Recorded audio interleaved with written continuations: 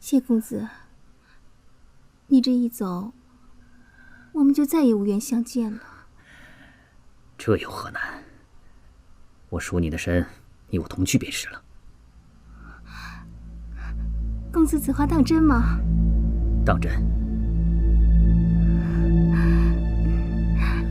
谢公子，人家以后就是你的人了。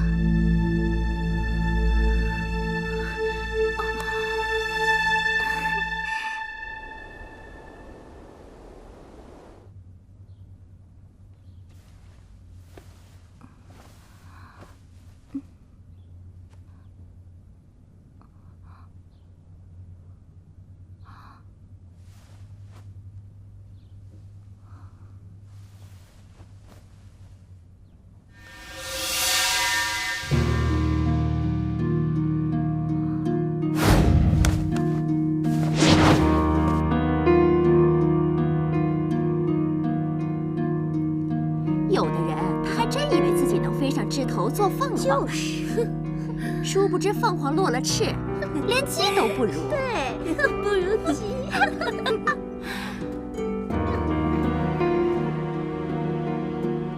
你要是再敢风言风语，我割了你的舌头。都干嘛呢？哎呀，不想干了。妈妈，他要打我，你快为我做主啊！是啊，就是。这凤凰楼，本小姐没来之前，萧条的就要关门。本小姐来了以后，大半的人指着本小姐吃饭，还敢在我面前逞强。妈妈，你说该不该的？哎呦，双双啊，你也不要太过强势了。你说，毕竟大家都是姐妹嘛。姐妹，笑话。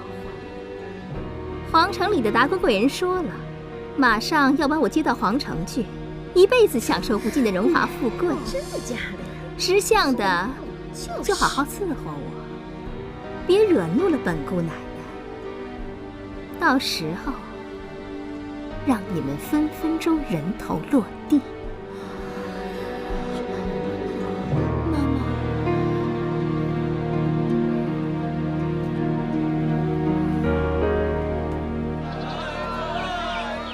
翠儿，老板，包起来。哎，好嘞。小姐，这衣服布料太贵了。说什么呢？本小姐身份马上就不一样了，这点钱算什么？包。让开，让开，不让开！公子，公子，公子，公子！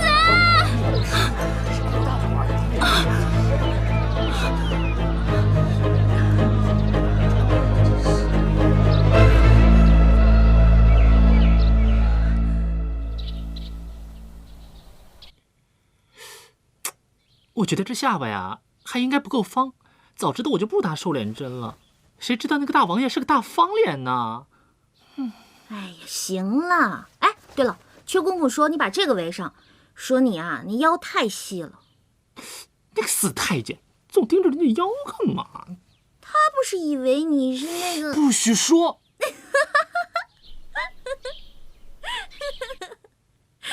呀，糟了，最主要的一件事给忘了。什么事啊？衣服呀！哎呀，我也忘了。别着急，别着急，我想想啊。哎呀，这……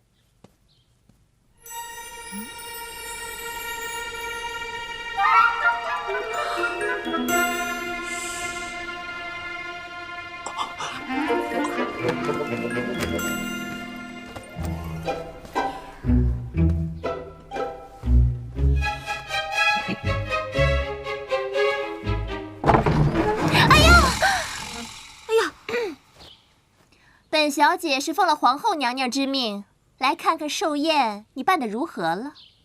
哎，一切都已安排妥当，还请皇后娘娘不要担心。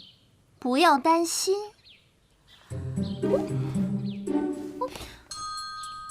哼，我怎么看不出一丁点儿不用担心的样儿啊？那是你不会看。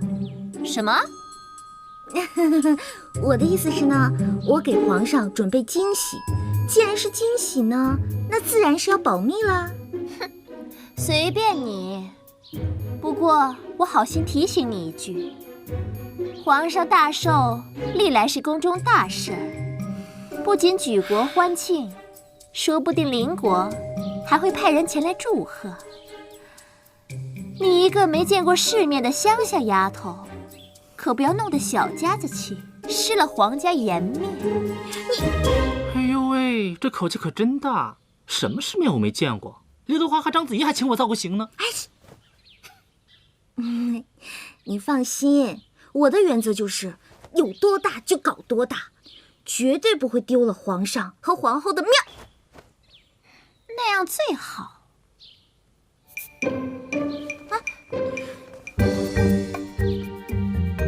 切！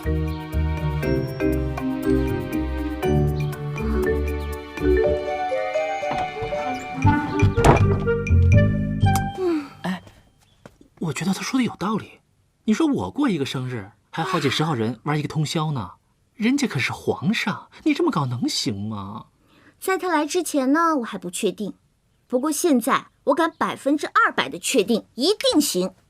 为什么？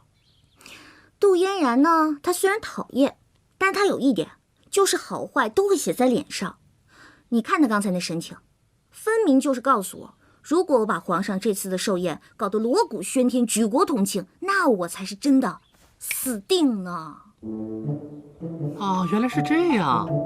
我说他还真的好心过来提醒咱们呢。行啊，你越来越聪明了。哼，我这就叫做在战斗中成长。得嘞，干活吧你。好嘞。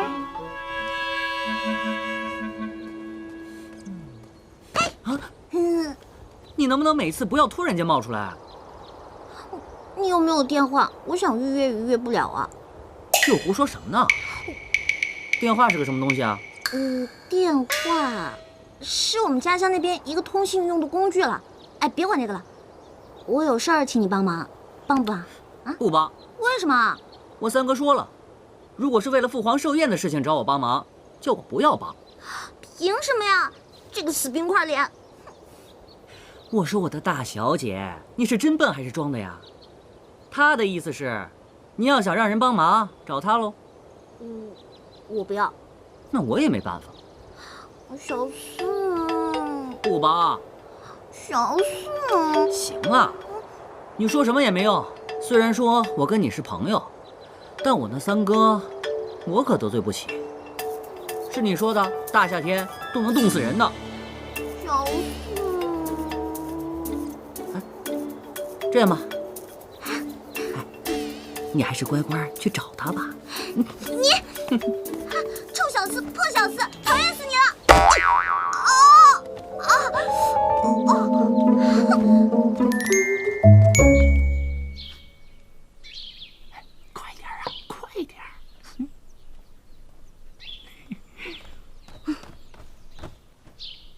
找我干嘛？